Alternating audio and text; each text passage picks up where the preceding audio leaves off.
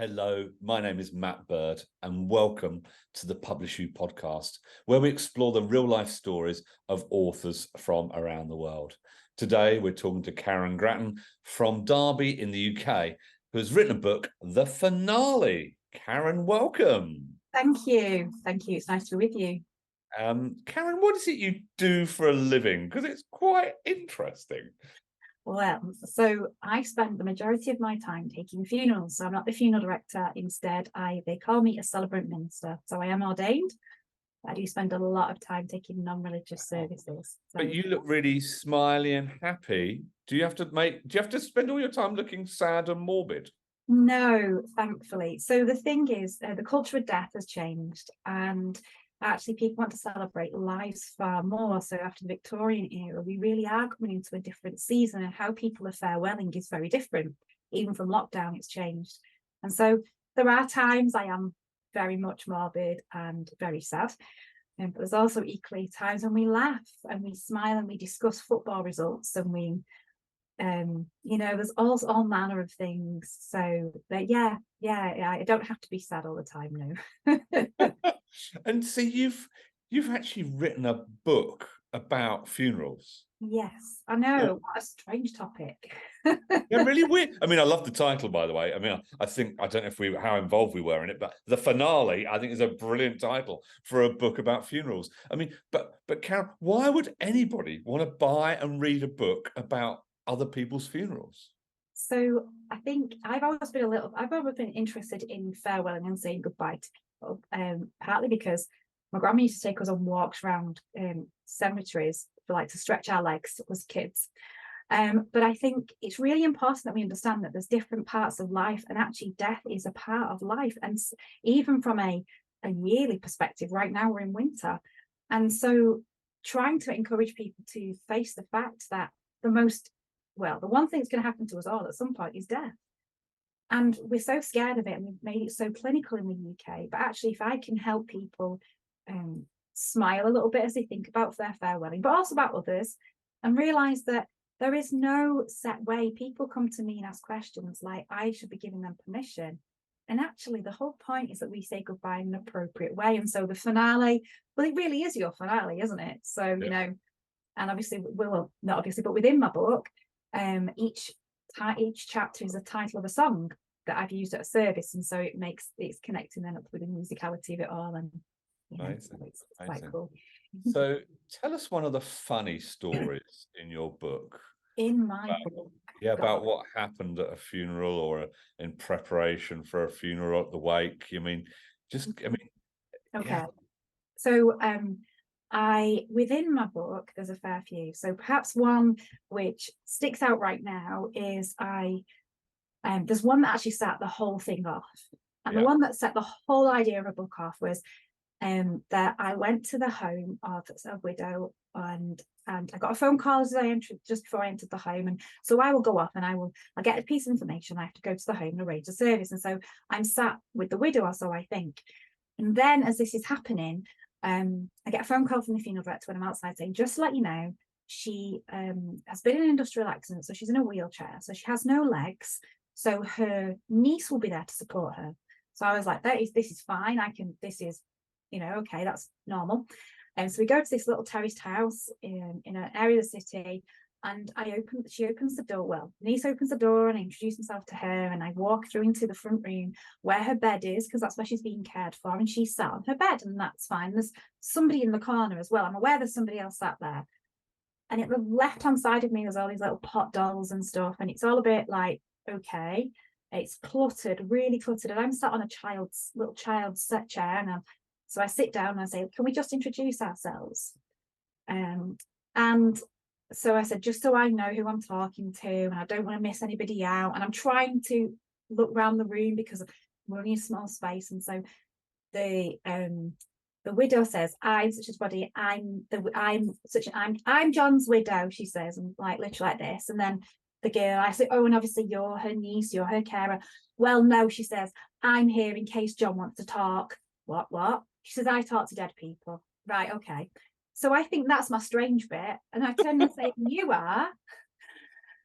And the next words out of her mouth were, my name is Selena. That wasn't her name. My name's Selena. I'm his lover.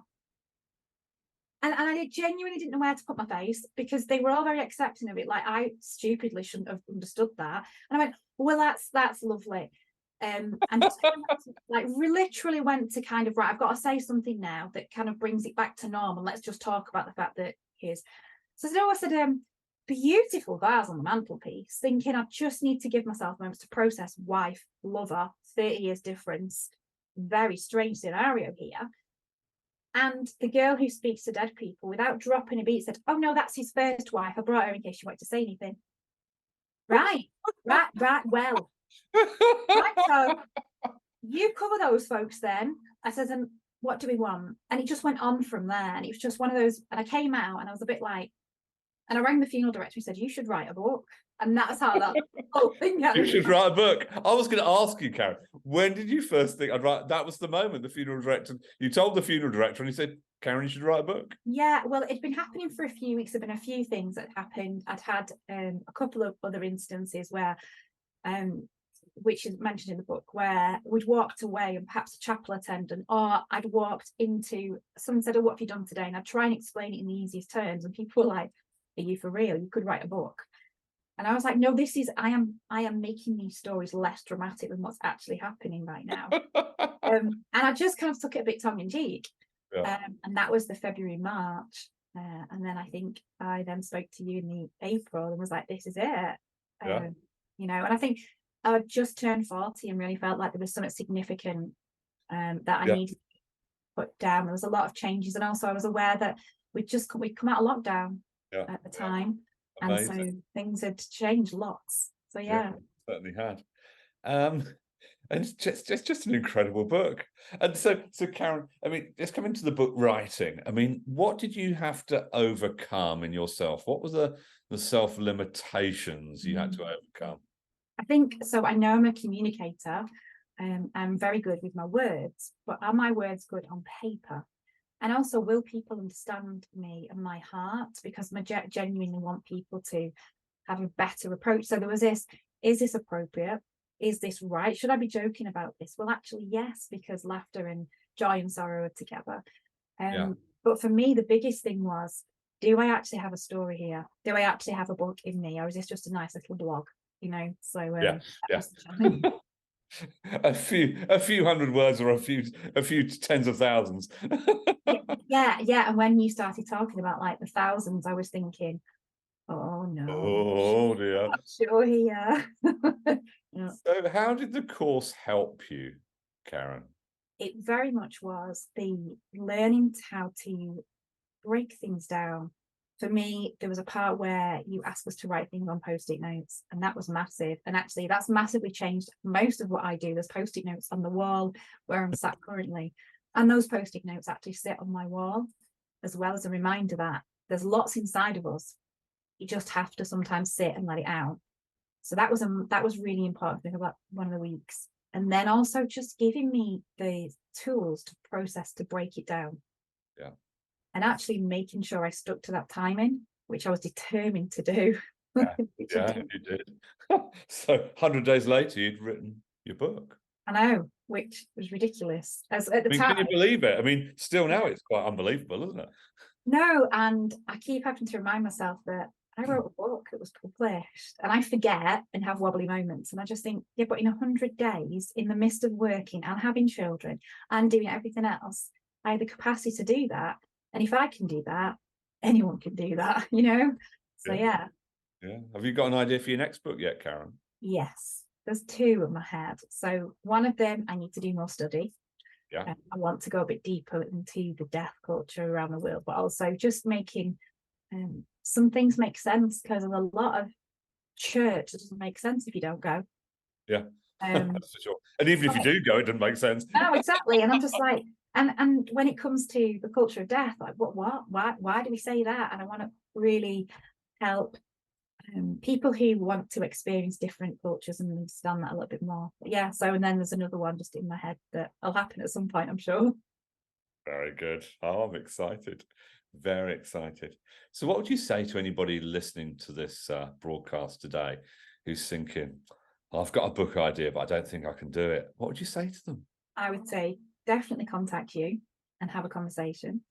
Definitely do the course, because that really will help you. Do the PublishU, the writing course, because even if you're not ready to publish, just being able to write and giving you the tools, what it's done for me is acknowledge that, yes, there's books in me, there's more in me. I even put in my acknowledgements, yes, there's books in me. But just hearing you say that Thursday afternoon we spoke, there's a book there, it gave it validation. And so I'd say for a lot of people who think, yes, actually there's something in me, and then you know what, there's a lot of people who think that they've got a book in them, but not many of them get to the point of writing and publishing. So do it, be one of the few. And give you probably one of my other things is as well, my sons have both taken my book to school and have read it in school alongside their friends. And I've got my boys are teenagers, but they've sat and read it, and it's helped them have conversations about death and life stuff. So do it for your kids, for your family, for perhaps those around you as well, to leave a legacy. It's well worth doing. Do it. Yeah, that's wonderful. But they're proud of you. I always say one of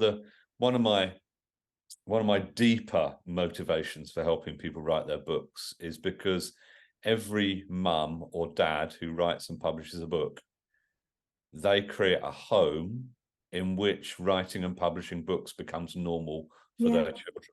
Yeah. So your kids will grow up thinking, oh, my mum wrote and published a book. It wasn't a big deal. It was amazing, but not a big deal. So there's kids all around the world now who are growing up in homes where writing and publishing a book is normal. And that's part of what I really want to achieve with PublishU. I want to make publishing accessible and normal for people who've got amazing things to write about, like you, Kaz. Yeah, well, I always thought that an author had to be somebody who sat with a typewriter and was like really, and I'll never forget the day that my book published, just like you were saying, because the day my book published, I had to do the school run, glamorous.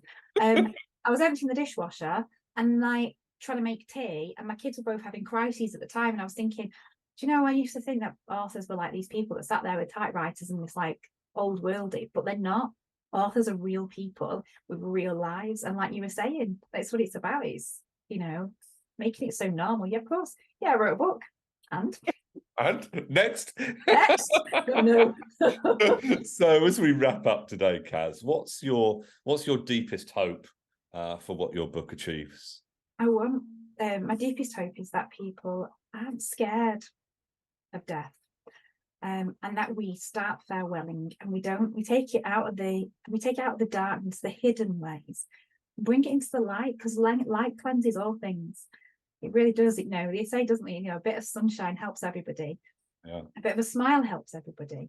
Yeah. And so let's farewell well. Let's not be scared. Let's not wait until people are in their 60s. I did a service for a man, and his son in his 60s had never been to a funeral and was just so scared. And so just that, just to help make people's stories be true, listening in. And that's my biggest hope. Yeah, definitely. Well, thank you, Kaz. And thank you all for listening to the PublishU podcast, featuring the real life stories of authors from around the world.